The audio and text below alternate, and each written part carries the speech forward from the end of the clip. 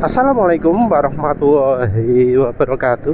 Jadi kali ini penulis ingin bahas soal kesehatan.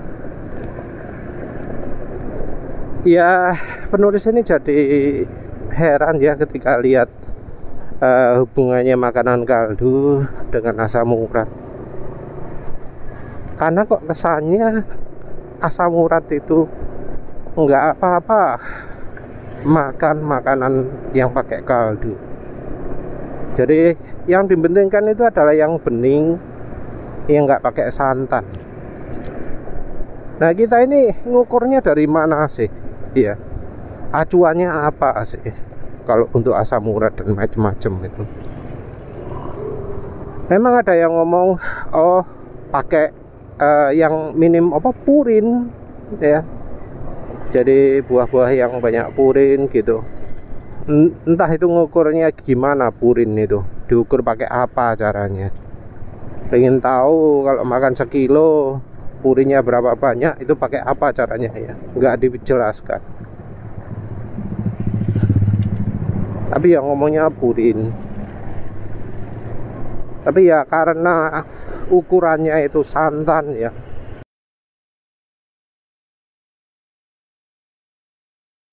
jadi orang itu kadang berpikir yang namanya bakso itu lebih sehat daripada misalnya dawet gitu ya.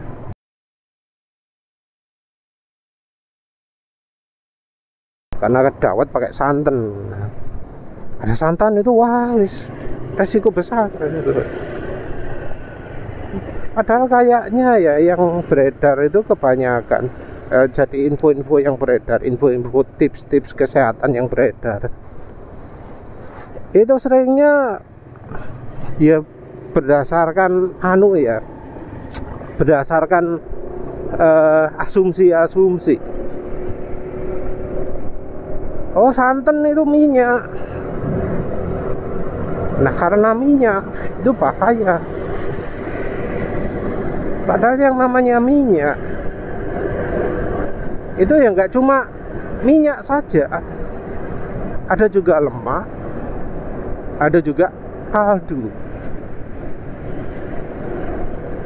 Jadi orang itu kan kadang menghindari lemak, oh nggak makan lemak, tapi yang dimakan kaldu.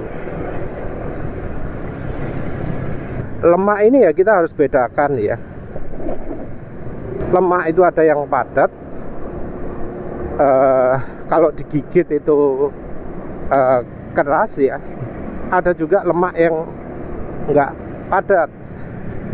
Kita ngomong lemaknya ya, yang dimakan ya. Lemak yang enggak padat itu kalau digigit kenyal. Jadi menurut penulisnya kita harus membedakan itu lemak yang padat dengan lemak yang kenyal. Kita ngomong yang bahan makanannya ya.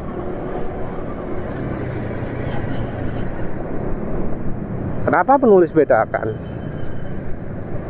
Ya karena ya kalau yang lemak-lemak padat itu dalam kondisi ruangan itu padat, sementara lemak-lemak yang kenyal itu dalam suhu ruangan nggak padat.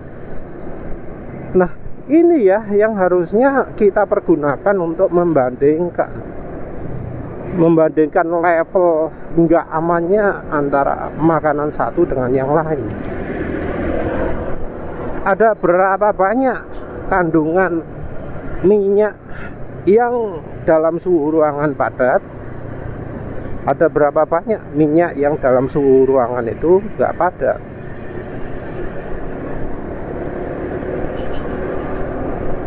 Juga kita ya harus tentu membedakan antara minyak yang kalau pada suhu agak dingin beku dengan minyak yang pada saat suhu dingin nggak beku.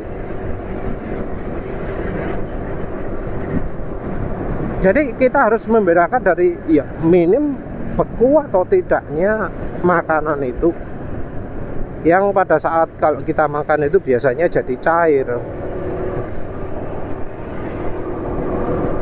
Jadi kita membedakan antara makanan yang bisa cair di suhu panas dengan makanan yang tidak cair di suhu panas.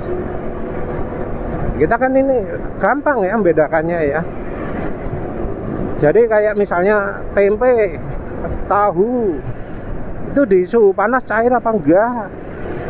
Kan enggak. Nah itu mestinya kita anggap tidak menambah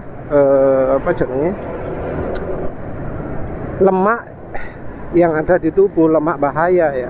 Jadi yang namanya lemak menurut penulis ya itu tadi, ada lemak yang di suhu ruangan padat, ada lemak yang di suhu ruangan nggak padat. Jadi mungkin kita kalau berpikir lemak, maka semua yang kenyal-kenyal itu kita semua, kita anggap bahaya semua gitu ya. Jadi antara misalnya sate lidah, terus apa biasanya soto babat gitu. Cuma ya tentu kalau soto babat ada lain lagi, karena misalnya ada usus ya. Usus itu kan kalau di suhu ruangan bisa padat juga kan. Ya kita lihatlah makanannya itu, ketika dingin ono lemaknya apa enggak. Ketika dibuat agak dingin lagi, ditaruh suhu yang lebih dingin, ada lemak-lemak yang jadi padat atau enggak. Kita harusnya menilai dari sisi itu.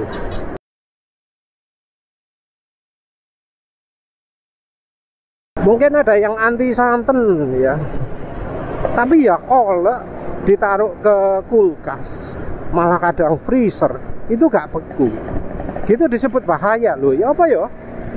Ya apa ya? Kan aneh gitu loh ya. Makanan yang di suhu freezer gak beku disebut bahaya. Makanan yang di suhu agak dingin jadi beku disebut gak bahaya.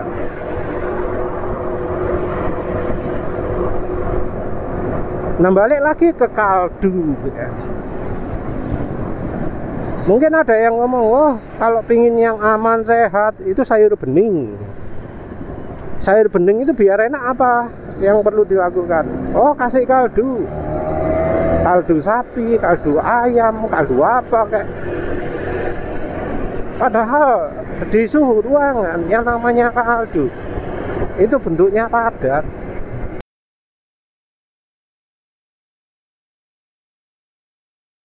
Nah kaldu itu kandungan minyaknya kan banyak, apalagi kemudian dalam suhu ruangan itu padat. Jadi ya yang penulis tahu contoh-contoh kaldu itu bentuknya ya padat, bukan hal yang cair. Karena ya minyak nabati itu ya padat. Nah terus begitu dipakai ke makanan yang tanpa santan. Karena tanpa santan, aman gitu ya. Padahal sumbernya dari kaldunya. Jadi ya apa ya? Kalau kita nilai dari padat atau enggaknya itu ya, yang namanya kaldu itu lebih berbahaya daripada santan. Bahkan minyaknya pun ya, minyak kelapa itu masih lebih aman. Dan ya menurut penulis ya, makanan yang digoreng itu bisa saja lebih aman. Kenapa makanan yang digoreng itu lebih aman ya? Kita ngomong yang goreng tanpa dilapisi apa-apa ya, tanpa dipakai tepung, tanpa dikasih kayak sing pelapis-lapis macam-macam lah wis. Yang langsung digoreng, goreng-reng gitu ya. Kalau untuk daging, untuk ya pokoknya makanan berlemak, menurut penulis makanan digoreng itu lebih aman daripada makanan yang direbus atau dikukus. Kenapa? Yang satu adalah minyak gorengnya. Minyak gorengnya itu kebanyakan adalah cairan yang bekunya itu sangat rendah sekali. Kalau orangnya itu nggak sampai mandi es, nggak sampai ke tempat dingin bersalju, ya aman lah ya. Karena ya darah nggak jadi beku. Seandainya darahnya itu memang menyerap minyaknya, karena minyaknya sendiri titik bekunya itu termasuk rendah dibanding dengan kaldu misalnya. Ya tentu kita jadi bisa meranking minyak mana yang paling sip ya, berdasarkan titik beku ini. Jadi kayak minyak kelapa itu kan titik bekunya cukup tinggi ya, jadi lebih mudah beku daripada misalnya minyak sawit. Nah, minyak sawit juga kalah kalau misalnya kita bandingkan dengan minyak canola atau minyak jagung. Keduanya ini titik didihnya jauh lebih rendah lagi. Kalau minyak zaitun nggak begitu ya, karena minyak zaitun itu kebanyakan ada yang virgin juga, itu nggak cocok untuk menggoreng karena nggak tahan panas. Nah, itu kalau kita ranking, dan itu pun kalau di suhu ruangan yang namanya minyak goreng kebanyakan itu encer. Kecuali juga ya ada yang khusus ya, misalnya yang dipakai untuk menggoreng donat, untuk menggoreng ayam Kentucky yang crispy. Nah, itu memang mereka pakai triknya ya macam-macam. Ada yang plastik kemasan minyak gorengnya langsung dimasukkan ke wajan, jadi zat yang bisa membuat parah pembekuannya, jadi membuat ketika di suhu ruangan itu jadi ada padatan-padatan itu akan membantu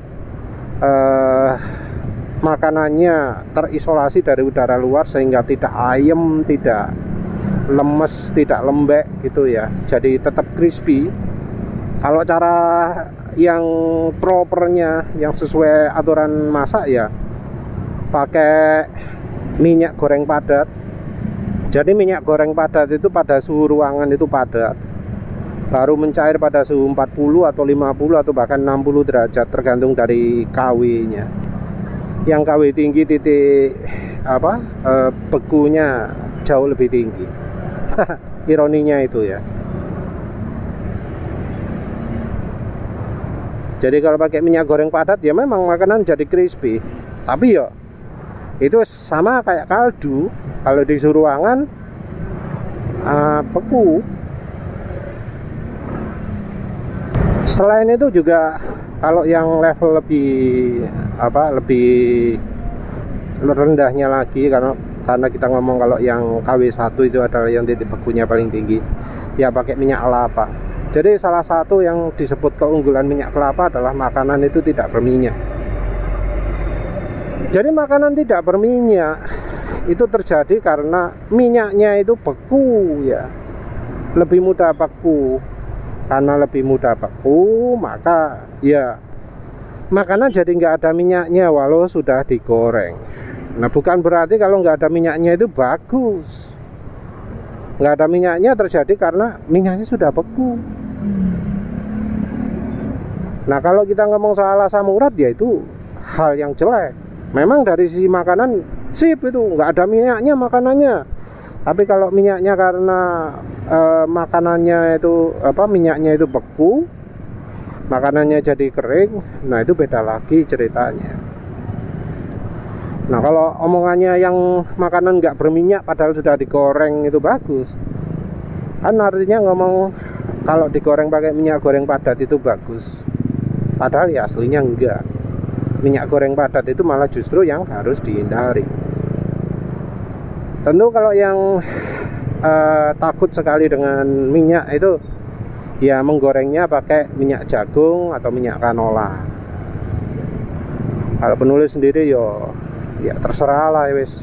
Kalau merasa pingin minyak sehat wis lah pakai minyak jagung, karena ya mereknya ojo sing merek Tropicana, ojo merek Mazola ya.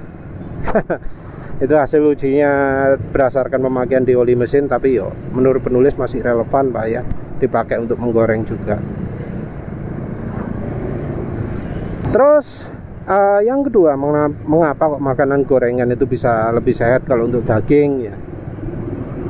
Karena minyaknya, lemaknya, makanan yang ada di yang digoreng itu jadi lari ke minyak gorengnya.